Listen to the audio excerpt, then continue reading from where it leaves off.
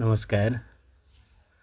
मलाई मकवानपुरको चितलाङ घुम्ने ठुलो रहर थियो र त्यहाँ पुग्नका लागि मेरा रहरका अनेक विषयहरूमध्ये त्यहाँ रहेको एउटा बाख्रा फर्म, जो नेपालमा रहेका पशु विकास फर्महरूमध्ये सबैभन्दा पुरानो फर्मको रूपमा परिचित छ, जुन राणाकालीन समयमा 2001 सालमा स्थापना भएको फर्म छ।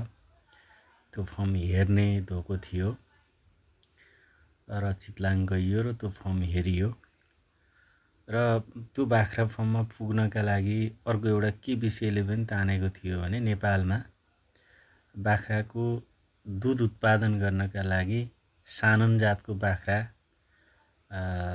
लाई स्थानीय खरी जातको बाख्रासँग वर्णसङ्कर गराएर त्यसबाट उत्पादन भएका पाठापाठी बिक्री गर्ने ठाउँ पनि हो त्यो।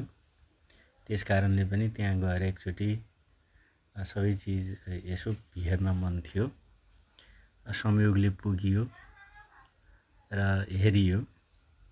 समुद्री सतहबाट 1700 मिटर हाइटमा रहेको यो फर्म 305 रोपनीमा फैलिएको रहेछ। यो सबै चिजहरू त्यहाँ हेर्दा यो सानन जातको उन्नत बाख्रालाई स्थानीय खरी जातको बाख्रासँग क्रस गराउने, त्यसबाट उत्पादन भएका पाठापाठीहरू बिक्री गर्ने काम त्यहाँबाट हुँदो रहेछ। यी सबै चिजहरू हेरियो। राणाकालमा बनेका भवनहरू अहिलेसम्म रहेछन् त्यहाँ। त्यो बेलामा बनेका संरचनाहरू बाँकी नै रहेछन्। त्यसको केही पुनर्निर्माणको लागि केही सामान्य काम गरिए पनि त्यो बेलाका भवनहरू अझैसम्म रहेछ। गजब लाग्यो।